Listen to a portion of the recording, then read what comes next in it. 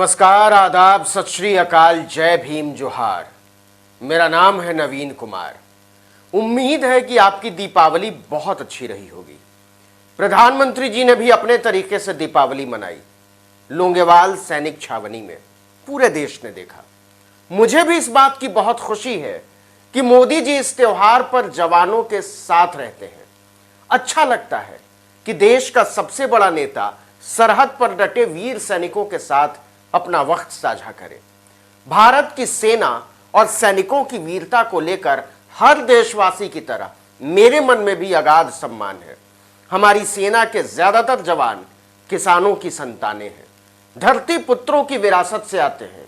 उनके माँ बाप धान उगाते हैं तो हम भात खाते हैं, और वो पहरा देते हैं तो हम सांस ले पाते हैं। किसान और जवान के बीच के इस रिश्ते में मेरी अपार श्रद्धा है, लेकिन इसी श्रद्धा से मेरे मन में एक कौतूहल पैदा होता है। हमारे प्रधानमंत्री किसान के साथ दीपावली क्यों नहीं मनाते? उनके साथ क्यों नहीं नाचते गाते? आखिर इसकी क्या वजह हो सकती है कि 6 साल में उन्होंने किसी त्योहार पर किसानों के बीच जाने की जरूरत नहीं समझी? कोई बात नहीं कि अब तक उन्होंने किसानों के साथ कोई त्योहार नहीं मनाया। मेरी हैसियत बहुत मामूली है, लेकिन उसी मामूली हैसियत के साथ एक नागरिक के तौर पर और एक किसान का बेटा होने के नाते भी मैं प्रधानमंत्री जी को सलाह देना चाहता हूं कि मोदी जी कभी किसानों के साथ भी कोई त्योहार मनाइए, उनके साथ भी समय गुजारिए। बल्कि मैं तो कहूंगा कि हर त्योहार पर किसानों के साथ रहिए। देश के अलग अलग हिस्सों के किसानों से मिलिए, और किसानों के साथ मुलाकात में तो कुछ सोचने की भी जरूरत नहीं है। न ये सोचने की कि किस कैंप में जाना राजनीति के लिए बेहतर होगा, न ये सोचने की कि कहां जोखिम कम रहेगा, न ये सोचने की कि किस बात पर कितनी तालियां बजाएगी जनता। आप किसानों के साथ बिना किसी अंदेशे के बेफिक्र होकर जा सकते हैं, रह सकते हैं। आप दुनिया जहान के राष्ट्राध्यक्षों और देशों के साथ अपना पुराना नाता महसूस करते हैं, लेकिन किसानों के साथ कभी कोई नाता महसूस नहीं करते। क्यों भला? कोई बात नहीं। प्रधानमंत्री जी, भारत के किसान बहुत भोले होते हैं, जान देते रहते हैं और धान उगाते रहते हैं, कीटनाशक पीते रहते हैं, कपास उगाते रहते हैं, हुक से लटकते रहते हैं और आपकी जय बोलते रहते हैं। प्रधानमंत्री जी, आप किसानों से नजरें क्यों चुराते हैं? उनके बीच जाने से क्यों कतराते हैं? उनकी नजरों से टपकते सवालों से क्यों भागते हैं? उनका सामना कीजिए। इस देश के सरहद पर तैनात जवानों को भी बहुत खुशी होगी कि आपने उनके पीछे उनके मां बाप से मुलाकात की है। मैं तो कहूंगा, आप किसी ऐसे किसान के घर में रुकिएगा जिसने फंदे से लटककर, कीटनाशक पीकर, कुएं में कूदकर या किसी और तरीके से जान दे दी हो, या फिर किसी ऐसे किसान के घर जिसकी फसल बर्बाद हो चुकी है और कर्जा चुकाने के लिए सूदखोर सिर पर खड़ा है। प्रधानमंत्री जी, आप किसी ऐसे किसान की ड्योढ़ी भी चुन सकते हैं जिसका बेटा सरहद पर शहीद हुआ है और जिसका खेत उधारी ने उजाड़ दिया। संभव हो तो कीटनाशक पीकर या हुक से लटककर जान देने वाले किसान की उस बेटी से बात कीजिएगा जिसने अपने पिता की चिता को मुखाग्नि दी हो और पढ़ाई के बस्ते में हालात ने आग लगा दी हो। हमारे जवानों को बहुत अच्छा लगेगा। आखिर किस जवान को इस बात का बुरा लगेगा कि आपने किसान की सुध ली है? आपको पता तो है ना प्रधानमंत्री जी कि अकेले 2019 में 10,281 किसानों ने जान दे दी। इसमें दिहाड़ी मजदूरों को भी जोड़ दीजिए तो जान देने वालों का आंकड़ा पहुंच जाता है 42,480। इसका मतलब यह हुआ कि हर दिन कम से कम 8 किसान अपनी बदहाली से तंग आकर जान दे रहा है, और इसमें मजदूरों को भी जोड़ दीजिए तो 116 रोज। और यह बात सुनी सुनाई नहीं है।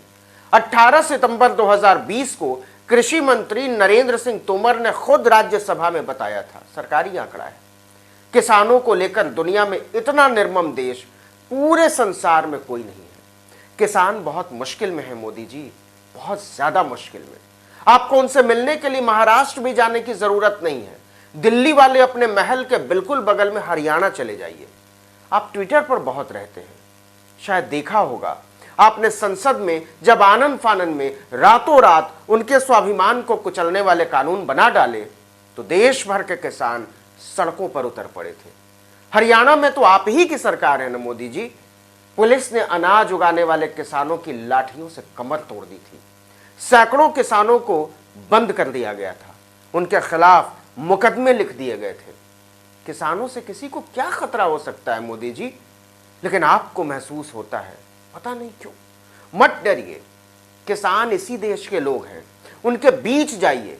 चलिए, आप मुस्लिम किसानों से मत मिलिएगा, हो सकता है आपको लगे इससे आपके हिंदुत्व की राजनीति को कोई ना कोई ठेस लगेगी। हालांकि किसानों की कोई जाति नहीं होती, कोई धर्म नहीं होता, उनके दर्द एक जैसे होते हैं, स्याह। लेकिन आप हिंदू किसानों के बीच ही चले जाइए। हिंदुओं में भी दलितों, आदिवासियों, पिछड़ों को छोड़ दीजिए, उनके वोट बैंक भी बटे हुए हैं। लेकिन ब्राह्मण किसानों से, ठाकुर किसानों से, भूमिहार किसानों से, कायस्थ किसानों से मिलिए। उन्हीं से पूछ लीजिए किसान कैसे हाल में है। उनका दिल रोता है मोदी जी। किसानों से मिलने के लिए तो आपके भाषण लेखक को भी कतई मेहनत नहीं करनी पड़ेगी। हमारे धरती पुत्र तो आपके उनके बीच चले जाने से ही जी जाएंगे। उनसे बात भर कर लीजिएगा, उनका हाल चाल पूछ लीजिएगा, भाषण को किनारे रख दीजिएगा। बेवक्त मरे किसान की लाश के वजन से धरती धंस जाती है मोदी जी, कंधे दरक जाते हैं उठाने में। जरा सोचिए, आपके प्रधानमंत्री बनने के बाद 60,000 से ज्यादा किसान अपनी जान दे चुके हैं। और जब मैं ये बोल रहा हूं, देश के किसी न किसी हिस्से में कोई किसान अपनी जान देने की तैयारी कर रहा है। जवानों को तो पाकिस्तान ने मार दिया मोदी जी, चीन ने मार दिया। किसानों को किसने मारा? वो किसको कसूर दे? देश केवल सरहद पर तैनात नहीं है मोदी जी, असल देश तो खेतों में तैनात है, खलिहानों में है। जब आप 7 जन कल्याण मार्ग के बंगले में जनवरी की सर्द रातों में नरम लिहाफ के अंदर गुनगुनी गर्मी का आनंद लेते हैं, तो इस देश के करोड़ों किसान खेतों में पानी डाल रहे होते हैं मोदी जी। जनवरी में खेत का पानी बरछी की तरह लगता है प्रधानमंत्री जी, लगता है हाथ कटकर गिर जाएगा। कभी उन हाथों को छू कर देखिए, पत्थर जैसे वो सख्त हाथ आपके मुलायम हाथों का स्पर्श पाकर ही धन्य हो जाएंगे, लगेगा कोई है। आपके वित्त मंत्री निर्मला सीतारमण तो प्याज नहीं खाती, लेकिन आपने सुना होगा बावजूद इसके प्याज 80 रुपए किलो बिक रहा है, आलू 60 रुपए किलो बिक रहा है इस मौसम में। आप किसानों के बीच जाइएगा तो पूछिएगा कि उसे प्याज का भाव क्या मिला है, आलू का भाव क्या मिला है। क्या उसने 50 रुपए किलो बेचा है? छोड़िए 50, क्या 40 का भाव मिला है? 40 भी छोड़िए, क्या 30 का भाव मिला है?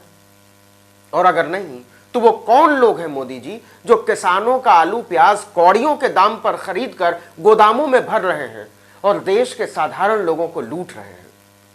किसान कंगाल हुआ जा रहा है, आपके अरबपति मालामाल हुए जा रहे हैं। वही अरबपति बिचौलिए जिनके लिए आपने जमाखोरी को कानूनी हक बना दिया है, और इसको आप किसान कल्याण कहते हैं। दिन रात हाड़ तोड़कर काम करने के बाद भी न तो तनख्वाह जैसी कोई गारंटी, न बीमार पड़ने पर इलाज का बंदोबस्त, न बुढ़ापे का कोई सहारा। जब तक हाथ पैर चल रहे हैं पूरे देश को खिला रहे हैं, हाथ पैर चलना बंद तो जिंदगी रुक जाती है। जब से प्रधानमंत्री बने हैं आप जवानों के साथ ही दिवाली मना रहे हैं, बहुत अच्छा लगता है। लेकिन कुछ त्योहारों पर किसानों को भी आपका सानिध्य मिल जाए तो उन्हें भी लगे कि कोई देखने वाला है। गणतंत्र केवल गोली नहीं है मोदी जी, बारूद नहीं है, केवल धमाके नहीं है। इन सब के बिना देश चल सकता है, लेकिन देश छोड़िए, इंसानियत ही अनाज के बिना नहीं बच सकती। बच्चे मर जाएंगे दूध के बिना बिलख कर। स्वतंत्रता और संप्रभुता का मतलब केवल चौहद्दी नहीं है सरकार, उस चौहद्दी के भीतर धड़कती हुई धड़कनें हैं। इसलिए कोई त्योहार किसानों के साथ भी मनाइए, उनकी नजरों के बियाबान से टकराइए, उन्हें गले से लगाइए। इस मुल्क की हिफाजत में तैनात जवान तो अपने आप लहलहा उठेगा। आप सुन रहे हैं मोदी जी, जय जवान जय किसान।